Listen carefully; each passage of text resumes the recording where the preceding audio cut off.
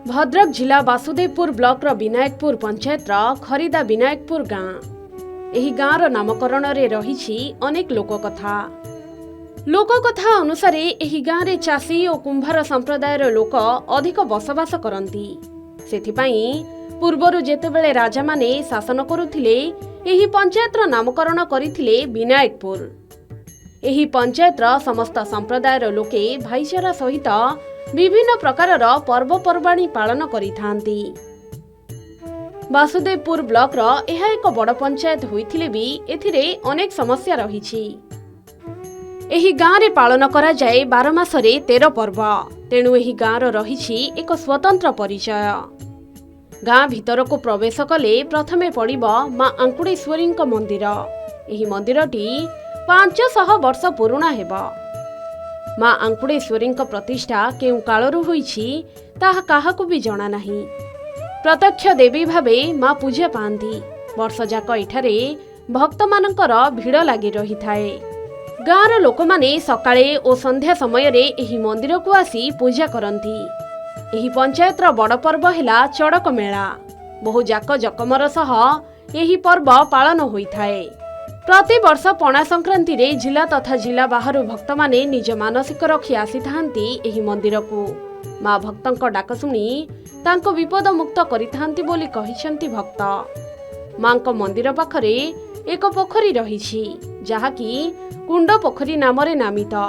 एही पोखरी रे केबे भी माछ धरा जाए नाही। एही पोखरी पानी रे गाधोइले जेकोनसी रोग दाउरू रोगी रक्षा पाई जाए बोली विश्वास रहिछि। द्वापर जुगरे इठी बेनु राजा नामक जड़े राजा राजत्व करुले। से पड़ोशी देश को जय करने माँ पाखे शपथ कर जाइए जदि माँ मो राज्य जय करे ताहले मो मुंड देदेवी। सी राज्य जय करने समस्त कथा भूली जाते। दिने इठी आसीथुआ बेले घोर अंधार राति से फेरुचंती माँ तांका आगे आविर्भूत हेले एवं तांको कथा मने पकेले। तमें जो शपथ कर जाइथिल मु मोर मुंड देवी एवं ताक भूलीगल सेठू तांकर बेक मुड़ी जाइथिला। से दिन ठारू से स्थान नाम बेक मुड़ी रखा जाइछि। ता पर दिन सकाळ देखागला माँ को आस्थान पाखरे गोटे कटा मुंड पड़िछि। ये कथा प्रचारित हवा परे राणी आसिले। आसिकी से कटा मुंड को देखिले और जनश्रुति जहाँ आम जानिछु इटी बेनुराजा मुंड माँ निश्चित भाव आनी रखिंट जहाँ ये पूजा पाऊँची। तापरे परे प्रलय होइछि एवं माँ कंटा बण भितर रही जाइछन्ति। हेंताळ बण थिला। दिने सोमवारी नामक जड़े बारिक इठी पूजा पार्वण करती ये गाँव रहती। थे स्वप्नादेश है मुझे कंटा बण भितर अच्छी मत ये बाहर कर मु पूजा पाइबी। से स्वप्नादेश को गाँ वाला को जनइले। ग्राम लोक मैंने खोलिबा परे देखिले माँ सी हेंताळ बण भितर अच्छी ताकू बाहर करी से चाला घटे रखी पूजा पार्वण करुले। किछि दिन परे माँ आविर्भाव धीरे धीरे बढ़ा लगिला। ग्रामवासी मैंने रुंड हेले एवं सोमवारी बारिकी से दिन ठार पूजा आरंभ कले।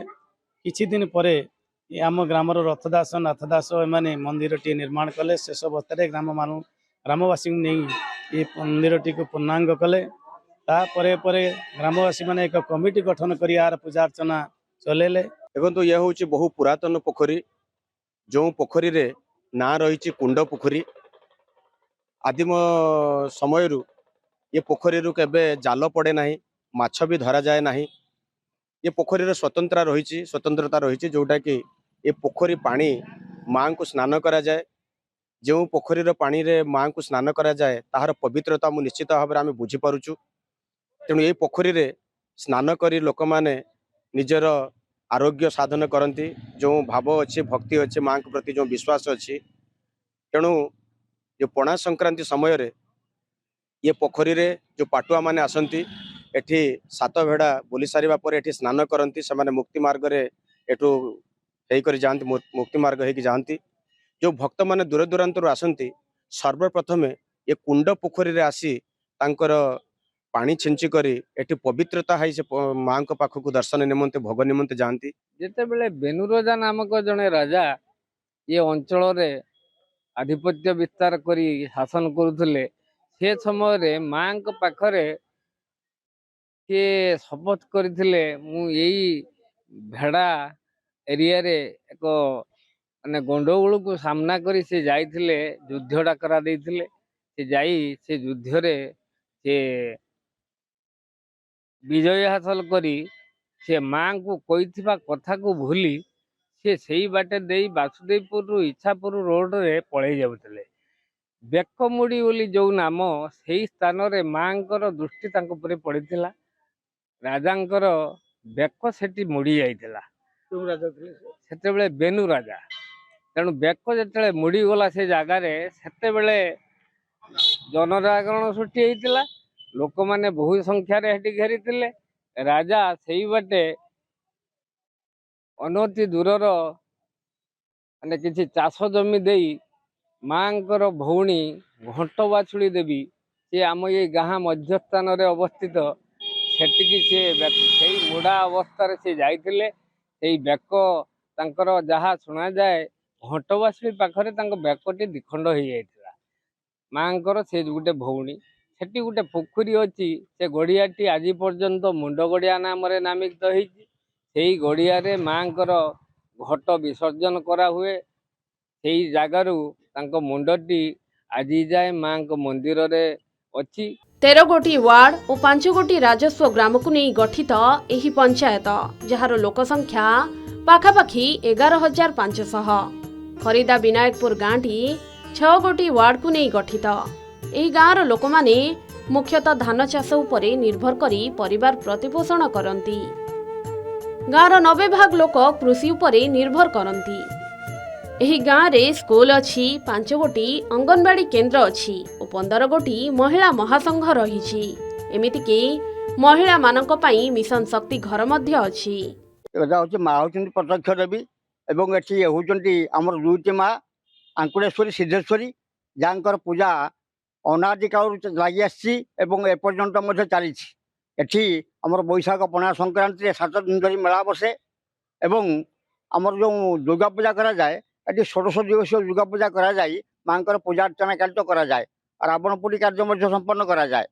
ଆଉ ଯେ ବିଭିନ୍ନ ପ୍ରକାର ପର୍ବପର୍ବାଣୀ ଯେଉଁ ସବୁ ଆସେ, ମକର ସଂକ୍ରାନ୍ତି ବା ଅନ୍ୟାନ୍ୟ ଯେଉଁ ପର୍ବପର୍ବାଣୀ ରହିଲା, ସେସବୁ ପର୍ବପର୍ବାଣୀ ମାନଙ୍କରେ ମଧ୍ୟ ଏଠାରେ ବହୁତ ଭିଡ଼ ହୁଏ ଏବଂ ଲୋକେ ଆସନ୍ତି, ମାଙ୍କର ପୂଜା ଅର୍ଚ୍ଚନା କରନ୍ତି ଏବଂ ମାଙ୍କର ଆଶୀର୍ବାଦ ଭିକ୍ଷା କରନ୍ତି। ଏସବୁ କାର୍ଯ୍ୟକ୍ରମ ଏଠି ସବୁ ଚାଲିଥାଏ। ଉକ୍ତ ପଞ୍ଚାୟତରେ ମାଙ୍କର ଯେଉଁ ଭଉଣୀମାନଙ୍କ ମନ୍ଦିର ଏପର୍ଯ୍ୟନ୍ତ ସେମାନଙ୍କର ନାହିଁ। ମା ମାନେ ଗଛ ମୂଳରେ ରହିଅଛନ୍ତି। ଆଉ ମୌଳିକ ଗ୍ରାମର ବହୁତ ଅନେକ କିଛି ଅସୁବିଧା ଅଛି। ସରକାରଙ୍କୁ ଦୃଷ୍ଟି ଆକର୍ଷଣ କଲେ ସେମାନେ ଯେତେବେଳେ ଯାହା ପାରୁଛନ୍ତି କିଛି କିଛି କରୁଛନ୍ତି। ମାଙ୍କର ପୋଖରୀ ଗୋଟେ ଏଠି ଆଦର୍ଶ ପୋଖରୀ ରୂପେ ଗଢ଼ା ଯାଇପାରିନି। ସବୁ ଟିଅଲରେ କାରବାର କରୁଛନ୍ତି। ଉକ୍ତ ପୋଖରୀଟିର ଯଦି ଆଦର୍ଶ ପୋଖରୀ ରୂପେ ପରିଗଣିତ ହୁଅନ୍ତା, ଉକ୍ତ ଗ୍ରାମର ଗ୍ରାମବାସୀ ମାନେ ଆମେ ଉପକୃତ ହୁଅନ୍ତୁ। ଆମେମାନେ ଏଇ ପୋଖରୀ ଉପରେ ସମ୍ପୂର୍ଣ୍ଣ ନିର୍ଭରଶୀଳ କରି ଗାଧୁଆଟା ମୁଖ୍ୟ ଜିନିଷ। ଗ୍ରାମବାସୀଙ୍କର ମୁଖ୍ୟ ଏ ପୋଖରୀ ଉପରେ ଗାଧୁଆ ନିର୍ଭର କରେ। ମାଙ୍କର ମହିମା ବହୁ ପୁରାଣ କାଳରୁ ଅଛି। ଦକ୍ଷ ଯଜ୍ଞ ସମୟରେ ବି ମାଙ୍କର ଯେଉଁ ଶିବଙ୍କର କ୍ରୋଧରେ ଦକ୍ଷ ଯଜ୍ଞ ସମୟରେ ମାଙ୍କର 51ଟି ବି ଶକ୍ତିପୀଠ ହେଇଥିଲା। ଏଠି ବୌଦ୍ଧ ଅଛି ଗୋଟେ ନିଶ୍ଚିତ ଭାବରେ ଶକ୍ତିପୀଠ। ଆଉ ଅସତ୍ୟ ହେବାରୁ ବେନୁ ରାଜାଙ୍କର ମୁଣ୍ଡ ମା କାଟିକି ରଖିଥିଲେ, କାରଣ ମା ଅସତ୍ୟ ଆଉ ଅନ୍ୟାୟକୁ ସହିପାରନ୍ତି ନାହିଁ। ସେ ହେଉଛନ୍ତି ପ୍ରତ୍ୟକ୍ଷ ଦେବୀ। ମା ବିଶ୍ୱାସରେ ଅଛନ୍ତି, ନିଶ୍ୱାସରେ ଅଛନ୍ତି, ଭାବରେ ଅଛନ୍ତି, ଭକ୍ତିରେ ଅଛନ୍ତି। ଏହି ପଞ୍ଚାୟତରେ ଅନେକ ବିକାଶମୂଳକ କାମ ହୋଇଥିବାର ଦେଖିବାକୁ ମିଳିଛି, କିନ୍ତୁ ଏବେ ବି ଅନେକ ସମସ୍ୟା ରହିଛି, ଯାହାର ସମାଧାନ ହୋଇପାରିନି। ଏଠାକାର ରାସ୍ତାଘାଟର ଅବସ୍ଥା ଖରାପ ଥିବାରୁ ଅସନ୍ତୋଷ ପ୍ରକାଶ କରିଛନ୍ତି ଗ୍ରାମବାସୀ। ବର୍ଷା ଦିନେ ରାସ୍ତାରେ ଯିବା ଆସିବା ଅତ୍ୟନ୍ତ କଷ୍ଟକର। ତେବେ ଅନେକ ସମସ୍ୟାର ସମାଧାନ ହୋଇଛି ସତ, କିନ୍ତୁ ଯଦି ରାସ୍ତା କାମ ହୋଇପାରନ୍ତା, ତେବେ ସୁରୁଖୁରୁରେ ଯାତାୟାତ କରିପାରନ୍ତେ ଏଠାକାର ଲୋକେ। ଭଦ୍ରକ ଜିଲ୍ଲା ବାସୁଦେବପୁରରୁ ସତ୍ୟକାନ୍ତ ନାୟକଙ୍କ ରିପୋର୍ଟ, କେ ନ୍ୟୁଜ୍ ଓଡ଼ିଶା।